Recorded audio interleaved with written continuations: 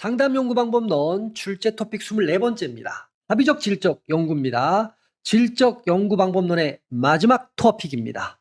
포인트 편에서는 합의적 질적 연구를 집중적으로 정리해 봅니다.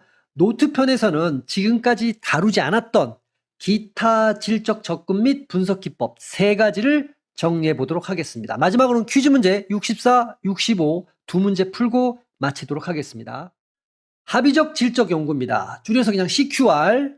이게 컨센슈얼이거든요. 컨센슈얼, 합의적인 이런 거잖아요. 퀄리티브 리서치는 뭐 질적 연구란 얘기고, 여기서 합의란 말이 그러니까 가장 중요한 거죠. 질적 연구인데 합의를 하는 질적 연구란 얘기예요.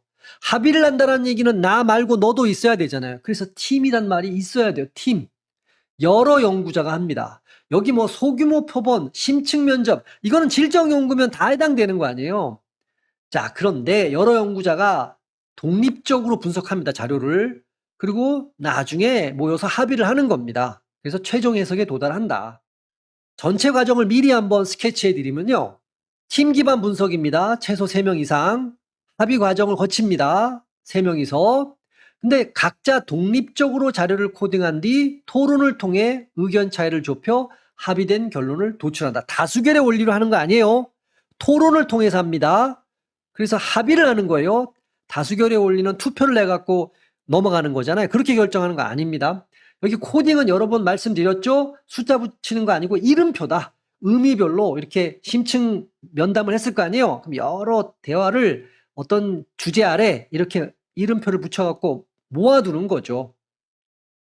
자, 그런데 여기가 이제 제일 중요한 건데, 핵심적인 건데, 감수자도 있습니다.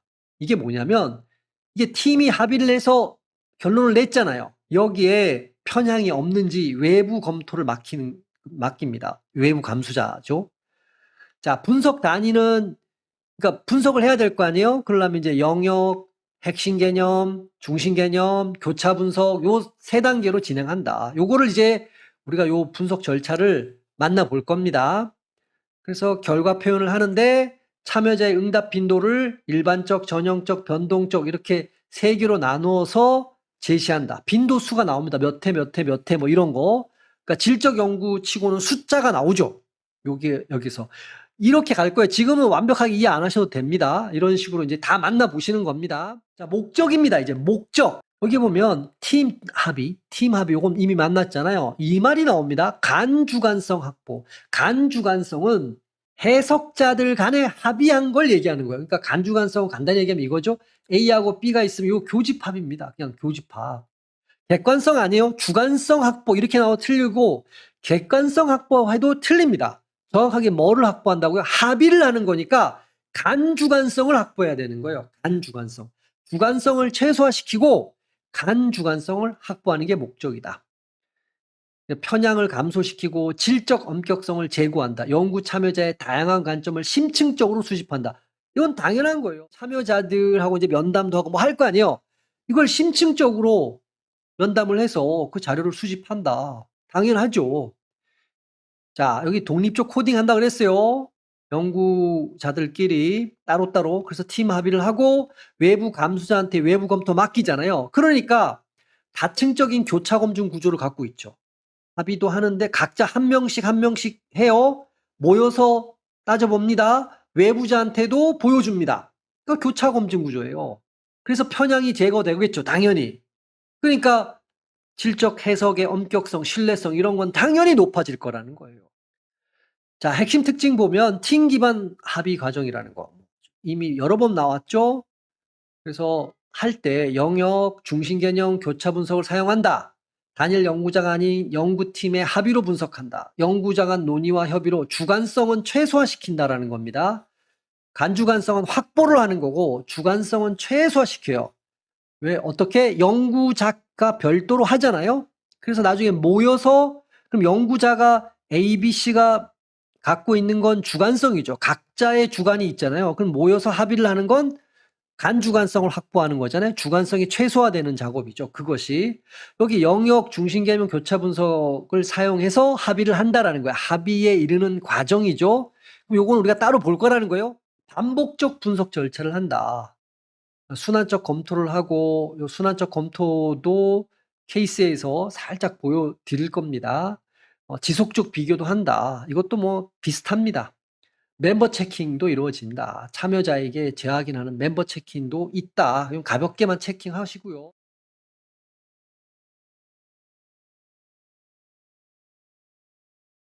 특이한 게 우리가 질적 연구하잖아요. 수량화된 빈도 표시가 이루어진다는 게 굉장히 독특한 거죠. 이 범주의 출현 빈도를 수치로 제시한다. 이거를 일반적, 전형적, 변동적 범주로 구분해 갖고 수치를 제시할 겁니다. 그러니까 질적인 깊이도 있지만 양적인 체계성도 보인다라는 거예요. 요게 합의적 질적 연구의 또 다른 독특성이에요. 빈도 표시, 양적인 거, 수치, 요게 제시가 되고 있다. 요것도 이제 우리가 자세히 만나 보실 겁니다. 자, 이제 분석 절차입니다. 첫 번째가 영역 코딩입니다. The main coding. 여러분 이제 코딩하면 헷갈리실까봐 제가 말씀드리면 우리가 근거 이론 배울 때 개방 코딩을 썼잖아요. 제일 처음에. 두 번째가 추 코딩을 했죠. 마지막에 이제 선택 코딩을 했잖아요. 그래서 개방 코딩에서는 서브 카테고리가 있고 하위 범주, 추 코딩에서는 카테고리, 선택 코딩에서는 코어 카테고리 이런 걸 했었잖아요. 요거 헷갈리면 안 돼요. 영역 코딩이란 말은 합의적 질적 연구에서 나와야 돼요. 제일 먼저 하는 겁니다. 이것도 비슷한 건데 원재료를 주제별로 분류, 의미 있는 영역, 도메인으로 나눈다라는 거예요. 그래서 이렇게 하면 예를 봐보면 금방 나오죠. 청소년 상담자의 소진 경험, 번아웃 경험에 관한 CQR 연구를 하겠다라고 하면 연구자들이 상담자 10명을 면담했다고 가정해 보자. 10명을 했습니다. 소수하는 거죠. 깊게. 그러면 영역 코딩은 뭐냐? 이 이야기는 무슨 주제에 해당하는가? 원자료, 이야기가 있다라는 거예요. 상담자가 얘기했을 거 아니에요. 내가 상담을 잘못하고 있는 것 같다. 뭐 블라블라 동료에게 이야기하면서 힘을 얻었다. 뭐 이렇게 세 가지 얘기를 제가 했지만 수많은 얘기가 있을 거야. 이거를 영역으로 나눈다라는 거야. 주제라는 게 이제 그겁니다. 주제, 상담 업무 경험, 정서적 소진 대체 경험 이렇게 뭐 한 여러 개가 있을 건데 이걸 여기다 다 배치시킨다라는 거예요. 그럼 이제 2단계로 넘어가면 코어 아이디어, 중심 개념입니다. 우리가 코어 카테고리가 있고 코어 아이디어가 있는데 중심 개념, 핵심 개념이라 좋고요. 핵심 아이디어 이런 말로 나올 때도 있어요. 영어 그대로 써갖고 어떤 말 써도 좋습니다. 이걸 추출한다. 참여자의 언어를 연구 언어로 추상한다. 참여자들은 그냥 자기가 하고 싶은 말을 편하게 했을 거 아니에요. 이걸 연구니까 좀 더 정제되고 추상적인 언어로 추상화시킨다라는 거예요. 영역을 정한 다음에 그 영역 안에 이제 많은 말들이 들어가 있을 거 아니에요. 그 참여자가 한 말이죠. 그 영역 안에 들어간 말들은 그 말의 핵심적, 코어 또는 중심적 의미를 간결하게 정리를 해준다는 거야. 만약에 참여자 언어가 어떤 영역 안에 들어가 있는 참여자 언어가 퇴근하고 집에 가서도 그 내담자 생각이 계속 났어요. 뭐 이런 말들을 했다고 쳐요. 이런 비슷한 말들이 모여 있다고 쳐요. 이런 거를 중심 개념, 코어 아이디어를 도출한다는 얘기는 상담이 종료된 후에도 내담자에 대한 정서적 부담이 지속됨. 이렇게 그 개념을 정리하는 거예요.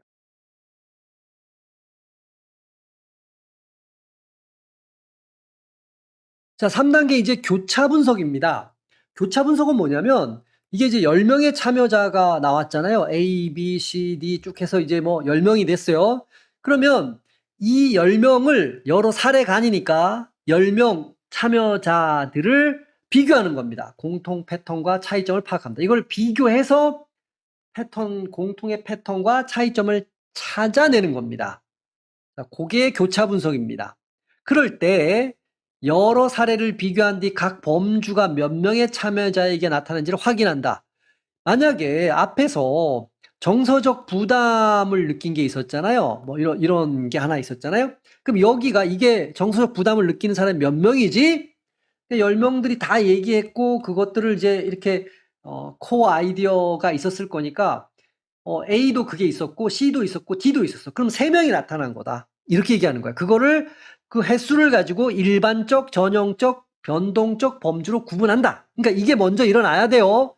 10명을 비교했죠. 공통점, 차이점을 찾으면서 각 범주가 몇 명의 참여자에게 나타나는지를 확인한다. 그럴 때 일반적 범주에다 넣는 거는 거의 다입니다. 거의 다. 그러니까 10명이면 9명, 10명 이 정도 나올 때 일반적 범주가 되는 거예요. 그러니까 상담 성과에 대한 부담이라는 범주가 있었다고 치면 9명한테서 그 범주가 나타났다 그러면 이건 일반적 범주입니다. 일반적 범주로 구분하고 6명한테 나타났다 그러면 전형적 범주가 됩니다. 이거는 과반수 이상이에요. 그러니까 거의 모든 사례에서 나타난다 그러면 일반적이 되는 거고 과반수 그러니까 절반 이상이다라고 하면 전형적 범주에 들어갑니다. 절반 미만이라 그러면 그럴 때 변동적 범주다. 이렇게 구분한다는 거예요. 이렇게 수치가 나타나요. 빈도수가 일반, 전형, 변동. 빈도를 수량화해서 제시하는 겁니다. 이렇게 굉장히 독특한 거죠. 자, 다시 한번 흐름을 정리하면 영역 코딩은 이 내용의 주제는 뭐냐 이거예요. 상담 업무라는 주제냐, 정서적 소진이란 주제냐, 대처 경험이라는 주제냐, 도메인이죠. 영역이냐. 중심 개념, 코어 아이디어, 핵심 개념, 이 영역에서 그러니까 이런 영역들이 있을 거 아니에요? 핵심 의미가 뭐냐라는 거예요. 상담 성과에 대한 부담으로 자신의 전문성을 의심한다. 그 의미는 그렇다. 뭐 이렇게 해석을 한다는 거죠. 그럼 교차 분석. 다른 상담자에게도 이런 경험이 나타나는가? 이 상담자가 이제 연구 참여자들이죠. 이런 경험이 나타나는가? 이 질문에 답하는 게 교차 분석입니다. 그러니까 요게 어떤 A라는 사람이 이렇게 됐다 그러면 A, B, C, D 등 여러 사례에서 공통적으로 나타난다. 뭐 이렇게 대답을 할 수 있는 거죠. 범주화. 그러면 그것이 몇 명한테 나타나는가에 따라서 일반적, 전형적, 변동적 이런 범주로 구분한다. 여기 이제 수치화되는 거죠. 이렇게 정리해 볼 수 있습니다. 전체 흐름은. 분석의 신뢰성 확보 전략입니다. 이거 혼자 하는 게 아니죠? 독립적으로 수행을 하지만, 분석하지만 모여서 합의를 하잖아요. 토론을 거쳐서 합의를 한단 말이에요. 다수결이 아닙니다. 다수결로 하는 거 절대 아닙니다. 자, 그러니까 혼자 한 게 아니야. 토론을 거쳐서 합의한 거야. 오, 믿을만 하네. 심지어 그것을 외부 감사자한테 또 맡겨요. 한 번 더. 그러니까 한 번 더 점검을 하는 거죠. 신뢰성 올라가죠. 연구팀 내부에서도 상호 검증합니다. 뭐 3명이 막 돌아가면서 상호 검증 체크해보고 교차 점검도 또 이루어집니다. 이런 일련의 과정을 통해서 분석의 신뢰성이 확 올라갑니다. 자, 이제 정리해보죠. CQR. 합의적 질적 연구의 장점 뭡니까? 여러분 이거 뭐 별도로 안 해도 돼요. 다 알아 이제. 여러 연구자의 관점을 통합하여 간주관성 확보하는 겁니다. 합의를 한다라는 거예요. 팀 합의 과정을 통해 편향이 감소한다. 치우침이 줄어들죠. 명확한 절차 단계를 통해 체계적 분석을 한다. 영역 코딩을 한다. 중심 개념을 도출한다. 교차 분석을 한다. 이런 체계적 분석이 이루어집니다. 감사와 교차 점검으로 분석의 신뢰성 제고한다. 편향 감소와 연결되죠. 외부 감사 맡깁니다. 자체적 교차 점검, 크로스 체킹 합니다. 소수 참여자의 심층 분석, 이건 뭐 언제나 똑같아. 다른 연구 방법도 사례간 비교가 있죠? 10명을 비교했잖아요. 깊이와 폭을 동시에 확보하고 있다. 자, 기타입니다. 기타 질적 접근 또는 분석 기법. 뭐 이렇게 제가 타이틀을 다뤘습니다. 연구 방법 이렇게 거창하게 달지 않았어요. 3가지를 할 건데 첫 번째 만나는 게 내용 분석입니다. 내용 분석. 자, 예를 보는 게 훨씬 빠르니까 예를 다 보고 한번 돌아와 보죠. 내용 분석을 할 겁니다. 여기 특징이 뭐냐면 질적, 양적 접근이 모두 가능한 점이 특징이다. 먼저 짚고 넘어갑니다. 질적뿐 아니라 양적 접근도 가능하다. 연구 주제입니다. 최근 5년간 국내 신문사설에 나타난 저출생 문제의 프레임 분석. 주제가 아주 거창하죠. 1단계입니다. 당연히 자료 수집해야 됩니다. 이제 내용 분석을 할 때 어떻게 하냐라는 거예요. 자, 5개의 주요 일간지의 저출생 관련 사설 200편을 수집했다. 자, 여기까지 이제 별거 없어요. 2단계 코딩. 자, 양적 요소입니다. 이때 코딩은 양적 요소라는 말은 수치화 시킨다는 거죠. 경제적 원인을 언급한 사설이 몇 편인지 빈도 카운트. 경제적 사설은 뭐 예를 들어서 120 저출생의 원인으로 정부 정책의 비판 프레임이 몇 %인지 수치화한다. 여기가 양적 접근이라는 거예요. 그러니까 신문 사설을 쭉 보고 경제적 원인 요거 350번 나왔네. 다 세보는 거야. 자, 여기까지가 양적 접근이다. 숫자로 패턴을 드러낸다. 3단계는 범주화 및 해석입니다. 질적 요소죠. 여기서는 해석이 들어가는 거니까 단순 빈도를 넘어 경제적 원인 언급이 시기별로 어떤 뉘앙스로 바뀌었는지 해석한다. 예를 들어서 2019년도에는 청년 취업난 프레임 중심이었다가 2020년에는 돌봄 인프라 부족 프레임으로 이동했다. 그러니까 돌봄 인프라 부족하니까 저출생이 생겼다. 청년이 취업 안 나니까 결혼을 못해. 그래서 저출생이 생겼다. 요런 뉘앙스로 바뀌었다. 이게 질적인 거거든요. 요게. 그래서 결론이 뭐냐? 저출생 담론의 프레임이 개인 책임론에서 구조적 문제. 여기 개인이 청년 취업 나는 개인이 온고 돌봄 인프라 부족은 구조적인 거잖아. 사회 구조. 이동했다는 패턴과 경향성을 도출했다. 뭐 이렇게 가는 거예요. 여러분 내용 분석 어떻게 하는 건지 느낌이 오셨죠? 자, 그러면 정리해 보자고요. 텍스트, 이미지, 미디어. 우리는 미디어에서 신문, 사설을 본 거죠. 등의 내용을 분류 분석한다. 질적으로 들어가지만 양적 접근도 모두 가능하다. 이게 굉장히 독특한 첫 번째고. 코딩을 한다는 얘기는 양적이죠. 요때 코딩은. 범죄를 한다라는 건 뭐 질적이라고도 볼 수 있고 이런 걸 통한 패턴을 발견할 수 있다. 신문, 문서, 인터뷰 자료 등 다양한 텍스트를 분석한다. 우리는 신문을 본 겁니다. 목적은 뭐냐? 암묵적, 명시적 메시지와 주제를 파악하려고 하는 것이다. 뭐 뉘앙스도 파악하고 반복되는 패턴과 경향성을 규명하려고 하는 것이다. 뭐 이런 게 내용 분석이에요. 이번에는 담화 분석입니다. 담화 분석은 내용 분석과는 조금 다르죠. 자, 예를 한번 봐보죠.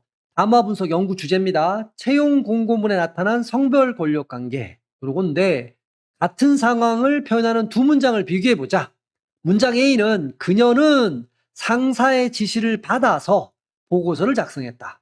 문장 B, 그는 남자죠. 팀을 이끌며 보고서 작성을 주도했다. 만약에 우리가 처음 봤던 내용 분석이라면 지시받다가 몇 번 나와서 이끌다란 단어가 몇 번 나와서 이렇게 빈도를 센다라는 거예요. 근데 담화 분석은 이거에서 머무르지 않는다라는 거야. 한 걸음 더 나가요. 그러니까 이 문장을 예를 들어서 봤다면 왜 여성주에는 수동태, 지시를 받아서 이렇게 썼잖아요. 남성주에는 능동태, 팀을 이끌고 주도했다. 이게 자연스럽게 쓰였냐라고 질문을 한다라는 거지. 이런 언어 선택은 여성은 수동적 존재고 남성은 주도적 존재라는 사회적 인식을 어떻게 반복하고 강화하는가. 이런 문장이 채용 공고문에 반복적으로 나타난다면 이는 단순한 문법 차이가 아니라 조직 내 권력 관계, 이데올로기가 언어를 통해 은밀히 작동하고 있다는 증거다. 여러분 이 연구 예에서 보시면 아시겠지만 담화 분석은 내용 분석보다 훨씬 사이즈가 뭔가 크다라는 걸 알 수 있어요. 뭔가 사회 구조적인 관계 여기까지 들어가 있다는 걸 알 수 있죠. 이러고 정리된 내용을 한번 봐보죠. 담화 분석. 디스코스 어널리시스는 언어 사용의 맥락, 이런 말 쓰죠. 권력 관계, 의미 구성 과정을 탐구한다. 대화, 텍스트 속 권력, 이데올로기 이런 거 한다. 비판적 담화 분석이 대표적이다. 이 비판적은 이제 크리티컬 얘기하는 거야. 디스코스 어널리시스인데 이 비판적 담화 분석을 한마디로 얘기하면 언어는 권력자들의 이익을 반영한다. 동시에 그 권력 관계를 다시 정당화하는 도구로 작동한다. 이게 이제 비판적 담화 분석의 핵심이죠. 그러니까 언어라는 게 있잖아요. 이 언어를 이제 분석할 건데 여기 언어. 이 언어라는 게 권력자들 있잖아요. 기득권층이라 좋고요. 이거의 이익을 반영한다라는 거예요. 그리고 이들의 권력 관계를 다시 정당화하는 도구로 작동하는 게 언어다라고 보는 게 이제 CDA죠. Critical Discourse Analysis입니다. 그러니까 느낌이 뭔가 다르죠. 담화 분석하고 내용 분석하고는. 그럼 목적은 뭡니까? 언어를 통한 사회적 실천과 권력 관계를 이해를 하는 거다. 우리 앞에서 내용을 봤던 걸로 한다 그러면 남성 우위적인 권력 관계를 언어를 통해서 우리가 확인해 볼 수 있는 거죠. 담화 속 숨겨진 의미와 사회적 맥락, 이 사회라는 말을 쓰고 있죠. 사회적 이런 표현을 쓰고 있어요. 자, 이번에는 마지막인데요. 행위 연구입니다. 행위 연구도 먼저 구체적인 사례를 먼저 한번 봐보겠습니다. 자, 행위 연구인데 연구 주제가 한 초등학교 교사가 자신의 학급에서 수업 참여도가 낮은 문제를 스스로 해결해가는 과정이다. 1단계 계획하는 겁니다. 교사는 학생들이 발표를 꺼린다는 문제를 발견했어요. 그럼 해결책으로 모둠별 토의 후 대표가 발표한다. 이 방식을 도입하겠다고 계획을 세운 겁니다. 그러면 이제 2단계는 실행이겠죠. 2단계는 실행. 실제로 한 달간 수업을 한 거예요. 모둠 토의 방식을 적용해서 했습니다. 3단계는 관찰을 하는 겁니다. 참여도 뭐 이런 걸 관찰해봤더니 일부 학생은 여전히 침묵하더라. 특정 학생이 모둠을 주도하는 새로운 문제가 발견이 된 거예요. 그럼 4단계는 reflect, 반성. 왜 특정 학생만 주도하는가를 반성했다. 성찰했다. 그래서 어떻게 수정하냐면 모둠원이 돌아가며 발표하는 방식. 모둠의 대표만 발표했잖아요. 이제 돌아가며 발표하는 방식으로 계획을 수정했어. 그러면 계획, 그 다음에 다시 뭐예요? 실행, 관찰, 이런 의미에서 순환 반복된다라고 제가 이제 위에다 적어 놓은 겁니다. 자, 그런데 만약에 교사뿐 아니라 학생들도 어떻게 하면 참여도가 높아질지 같이 고민해. 의견을 내. 그러면 학생도 주체가 되는 거잖아요. 그래서 여기에 적극적으로 참여하면, 주체적으로 참여하면 이게 참여행동 연구가 된다라는 거예요. PAR.